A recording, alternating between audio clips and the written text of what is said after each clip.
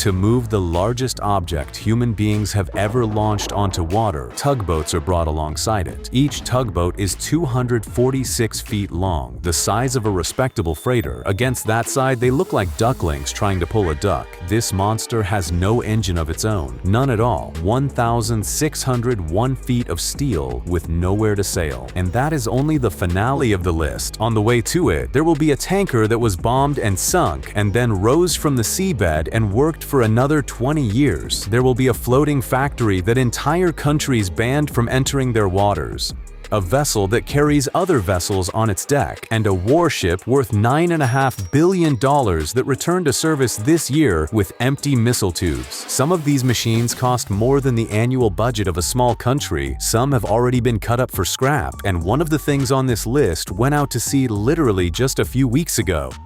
We will begin with a ship that died and came back. Welcome to the channel for the wealthiest. Luxury life.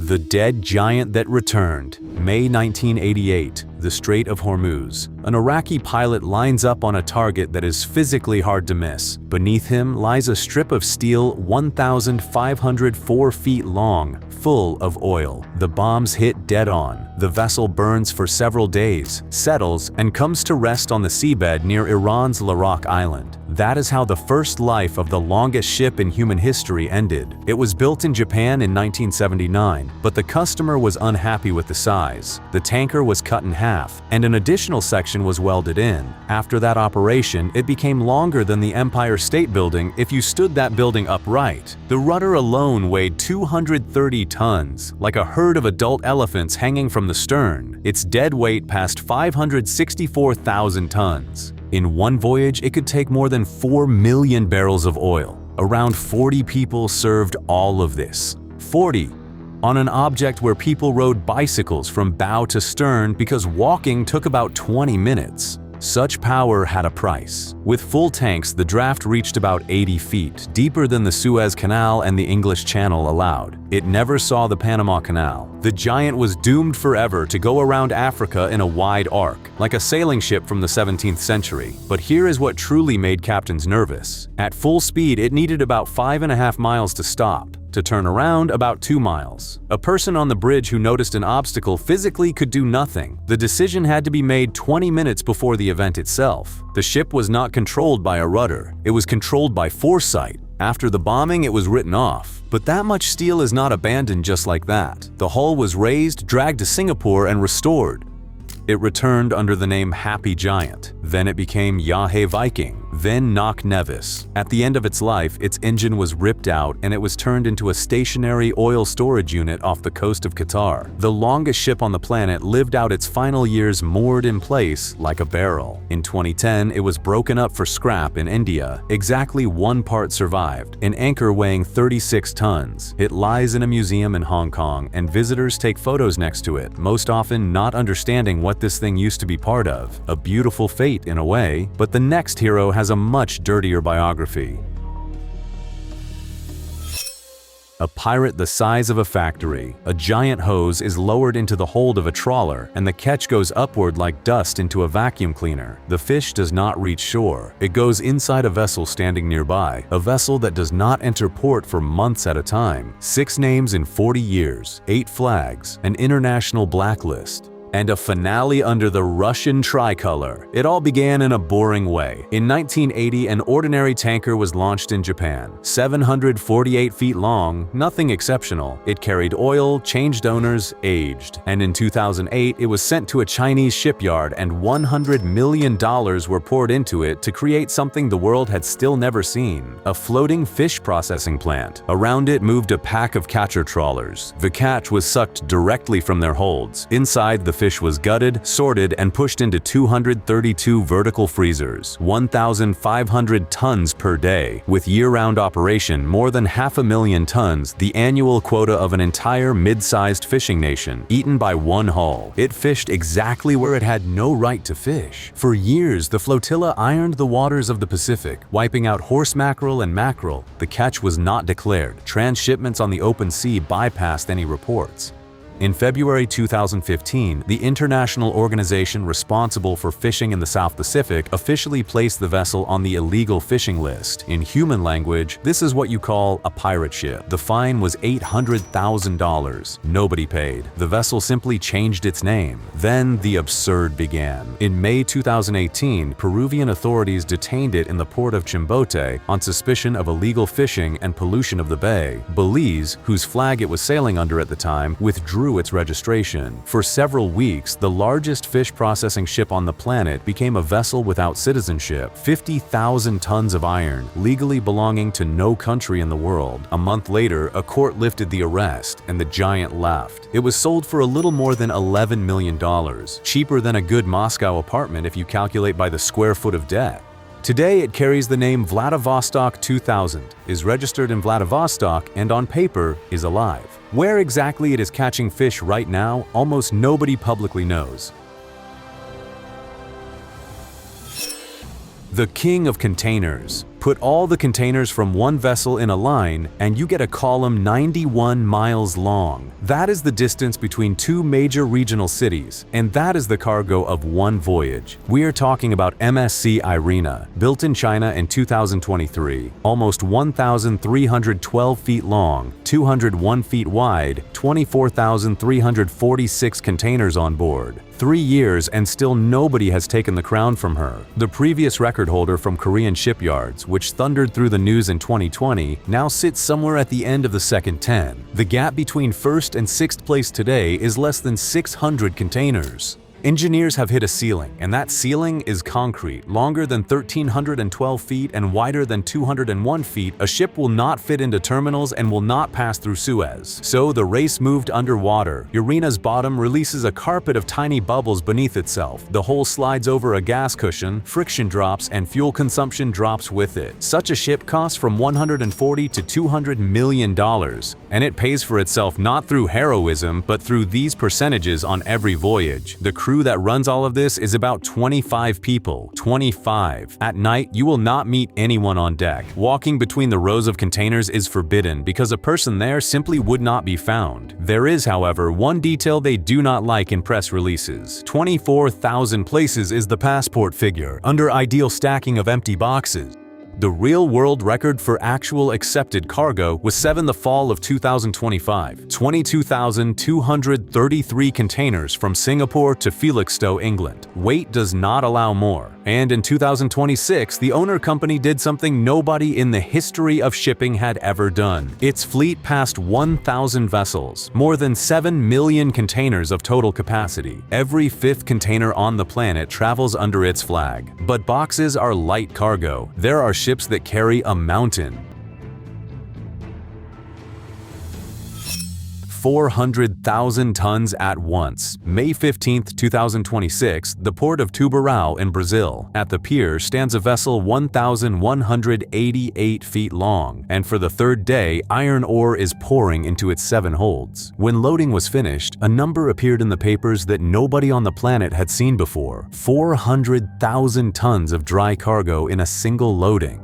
The previous record had stood since 2002. This one beat it by almost 65,000 tons. What is that physically? About 8,000 loaded semi-trucks. Put them in a convoy and it would stretch more than 62 miles. All of that fit into one hole, where each hold is the size of a tennis court, and the side of the ship, fully loaded, sinks 75 feet into the water. There are only a handful of ports in the world such a giant can even enter. The rest simply do not have enough depth. Its speed, meanwhile, is almost funny. 15 knots, about 17 miles per hour, the pace of an amateur cyclist.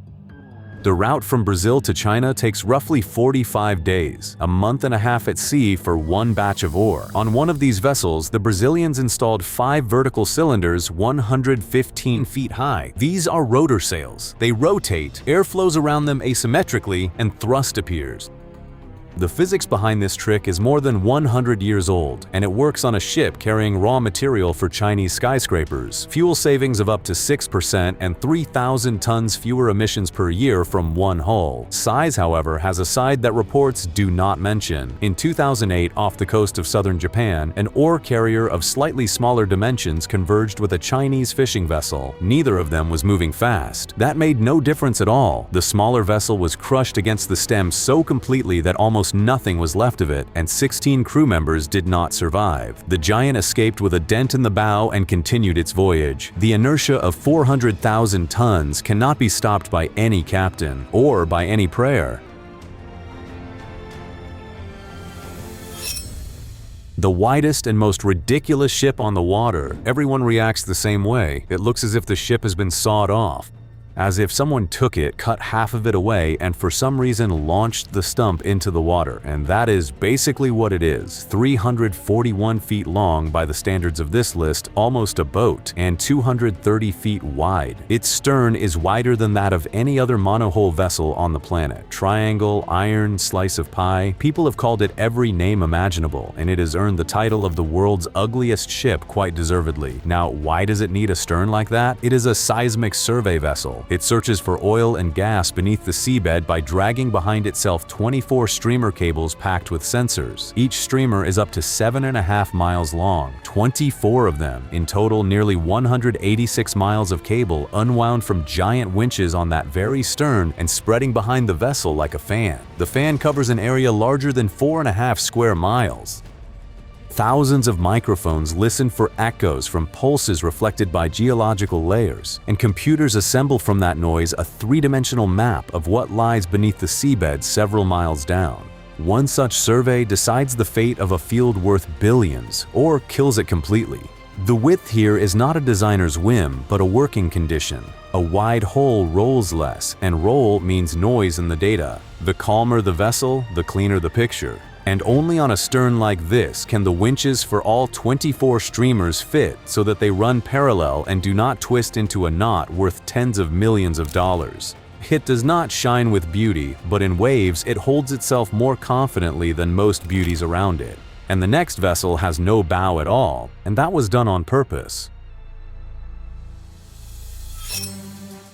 The ship that carries other ships. October 2000, an American destroyer, after a terrorist attack in a Yemeni port, stands with a ripped hole in its side the size of a two-story house. It will not make it home under its own power. The solution looks like an editing mistake. A warship is placed on the deck of another vessel and carried across the Atlantic, like a box in the back of a truck. The vessel that pulled this off was called Blue Marlin, 712 feet long, a deck larger than a football field, and one main trick, the ability to sink by choice. The scheme is almost shamelessly simple. The vessel takes in ballast and lowers its deck 43 feet underwater. The cargo, a platform, a drilling rig, another ship, is simply floated over the top and placed in position. Then the water is pumped out, the deck rises, and lifts the cargo. No cranes. No crane in the world can lift a drilling platform, but Archimedes' law handles it without strain. For oversized cargo, the vessel's bow, stern, and part of the sides were removed. The load must hang beyond the hull, otherwise the whole point is lost. Today, Blue Marlin is no longer number one. There is a larger machine.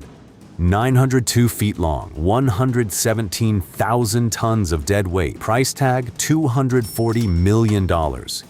It has no bow at all. The vessel looks at the world with a rectangular face, and the bridge is shifted to starboard so it does not interfere with cargo hanging over the water. It submerges by 102 feet. What is it carried? A cruise ship more than 984 feet long, whole for repairs. A burned-out car carrier that firefighters battled for several days in the middle of the North Sea. An oil production platform weighing 70,000 tons, 12,500 nautical miles from Singapore to Norway without a single transshipment.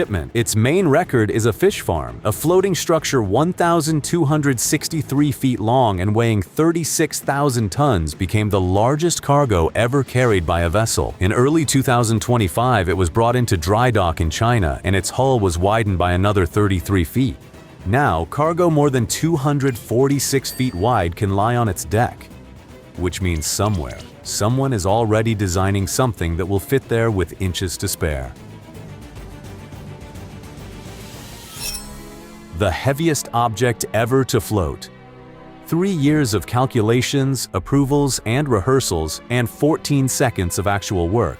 That is how long it took to lift a platform weighing 15,300 tons from the supports on which it had stood in the North Sea for decades. The vessel came in, brought steel beams underneath it, dumped ballast, and a structure the size of a multi-story building was in the air before the operator on the bridge had time to blink. The machine that does this is called Pioneering Spirit. It breaks the template in every parameter at once. 1,253 feet long, 407 feet wide. By gross tonnage, it is the largest vessel ever built by humans.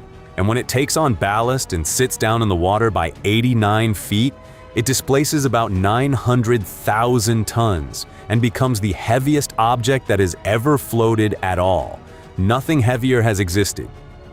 The bow is cut in the shape of a U, a slot 400 feet long and 194 feet wide. The vessel drives onto the platform through it, wrapping around the supports from both sides. Then, 16 beams with jacks, a rapid ballast dump from the forward tanks, and the lift. An entire platform is removed in one move, without cutting it into pieces, without hundreds of people working for months above an abyss in storm weather. 8 diesel generators producing 95 megawatts power all of this, enough for a small city. 12 azimuth thrusters hold the vessel on station with centimeter precision. Sleeping spaces on board, 570. Dutch engineer Edward Hirema came up with all of this back in 1987. The first commercial lift happened 29 years later, almost 30 years of obsession with one idea and about 2.5 billion euros. Lifting is not the only job. From the stern, the same vessel lays underwater pipelines, holding up to 2,000 tons of pipe on tensioners as it drops downward to depth of up to 1.9 miles. A separate system pulls platform support structures, the steel legs themselves, out of the seabed, weighing up to 20,000 tons. The vessel set the record for the heaviest offshore operation in history in July 2024, 31,000 tons in a single lift. The owners think that is not enough. Right now, modernization of all 16 lifting beams is being completed, raising the limit to 60,000 tons, with certification expected by the end of 2026. The reserve is not needed for nothing. In the North Sea stands a platform that nobody on the planet can remove yet. The city that costs $2 billion. In July 2026, a ship entered the Mediterranean Sea with almost 10,000 people on board at the same time. That is the population of a decent county town, with a theater, an ice rink, a carousel, and a water slide park. And this is already the 3rd ship of its series, and not the loudest one. To understand the path cruise ships have traveled, let us rewind 20 years. A transatlantic liner 1,132 feet long left Southampton on its maiden voyage. 17 decks, 1,300 cabins, 7 restaurants, 5 pools, propellers almost 20 feet in diameter. When it was shown in dry dock next to an ordinary London double-decker bus, the bus looked like a piece from a child's construction set. It cost around $800 million and was considered the limit of reason. Today, it does not even make the top 10. The current record holders are 3 sister ships of the same series. 1,198 feet long, 20 decks, 2,800 cabins, gross tonnage just under 250,000.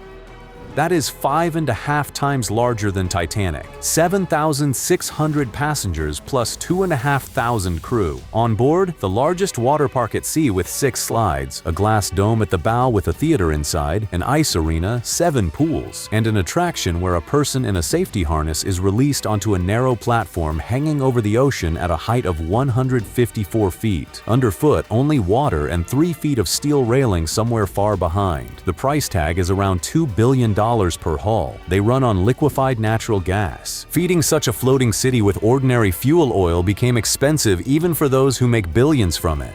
Speed, about 22 knots, but nobody is paying for speed here. People pay for the privilege of not arriving anywhere. The fourth ship of the series is already at the shipyard and will enter service in 2027, and competitors, according to rumors, are drawing up a series that should take the crown away. A race with no losers, because in the end, the passenger pays. By the way, if you would be interested in fully seeing what is inside the largest cruise ship in the world and walking through it entirely, then after watching this video, go to the channel and watch that episode. It is very interesting. The invisible pyramid for $9.5 billion. A radar operator looks at the screen and sees a fishing trawler. Coming toward it is a warship 600 feet long. This is the destroyer Zumwalt, and it looks like an inverted pyramid that somehow ended up at sea. No familiar superstructure, no forest of antennas, no mass, just continuous flat surfaces at strange angles. The reason is simple. Radar sees an object by the reflected signal, and a rounded steel side reflects it beautifully straight back into the antenna. Here, everything is designed so the signal goes sideways and never returns. As a result, the largest destroyer in the world appears on a screen dozens of times weaker than an ordinary ship of its class. Then the arithmetic begins, and it is scarier than any cannon. Originally, the Americans wanted 32 such ships. They built 3. The program cost, spread across that trio, gives about $9.5 billion per haul. Its main weapon, meanwhile, was removed. 2 155mm gun mounts turned out to be useless. The shells for them came in at nearly $800,000 each, and they were simply abandoned. For several years, the most expensive destroyer on the planet sailed with guns that had nothing to fire. In 2023, it was brought to a shipyard and the artillery was cut out completely. In its place, 4 huge launch tubes were installed, each holding 3 hypersonic missiles, 12 per ship. Modernizing the 3 ships grew from $1.8 billion to more than $2 billion. The finale came out almost anecdotal. According to a report by American auditors published in July 2026, the program is 2 years behind schedule. The ship is returning to service closer to the fall, but there will be no missiles on it. They are still being tested, and the first launch from the ship has been moved to 2027. And when the missiles appear, each one will cost an average of $67 million. A full loadout, more than $800 million. One salvo priced like a small aircraft carrier. To be fair, besides those 12 tubes, there are another 80 standard launch cells on board. But the comparison still hurts. American cruisers designed in the 70s carry more than 100 cells. 40-year-old veteran carries several times more ammunition than the most expensive destroyer on the planet. The longest warship in history. In the summer of 1964, 3 ships circled the globe in 65 days without taking on a single liter of fuel. Not one refueling, not one stop for fuel, just a loop around the planet and a return home. The flagship of that trio was Enterprise, the first nuclear-powered aircraft carrier in history, 1,123 feet. That record was set in 1961 and still stands today. No warship in the world has ever become longer. Its other numbers sound just as wild. 8 nuclear reactors on board, 8, not 2 and not 4. A flight deck of about 11 acres, up to 90 aircraft, 4,500 crew members, its own hospital, post office, and television studio. Speed above 33 knots, close to 38 miles per hour, and that is for a steel island displacing nearly 100,000 tons. It was built in 3 years for $451 million in 1961 money. Today, that is about $4 billion, and that exact price buried the plans. Instead of 6 sister ships, the fleet received exactly 1 vessel. But it served for 55 years and was finally removed from the fleet only in 2017. Its successor, a next-generation aircraft carrier, is 16 feet shorter, but roughly 3 times more expensive, $13 billion per haul. But aircraft are launched from it not by a steam catapult, but by an electromagnetic one. A linear motor accelerates a fighter to takeoff speed without a single drop of steam. And then a new player entered the story. On November 5, 2025, China commissioned the aircraft carrier Fujian. 1,037 feet, 80,000 tons, 3 electromagnetic catapults of its own design. It is the largest non-nuclear warship in the world, and the first outside the United States with such a launch system. It cost roughly $6 billion, half the price of the American equivalent. And at the shipyard in Dalian, metal is already being cut for the next one, nuclear-powered, displacing 110 to 120,000 tons. If the project is completed, it will become larger than anything currently sailing under a military flag. But even it will not be the largest object on the water, because the absolute champion is not a ship at all. The thing that is bigger than everything, 1,601 feet, longer than any aircraft carrier, any container ship, and any cruise liner on the planet. 260,000 tons of steel went into it, more than went into the Twin Towers of the World Trade Center. It has no engine, I repeat. This thing is called Prelude, and formally it is not a vessel, but a floating liquefied natural gas plant.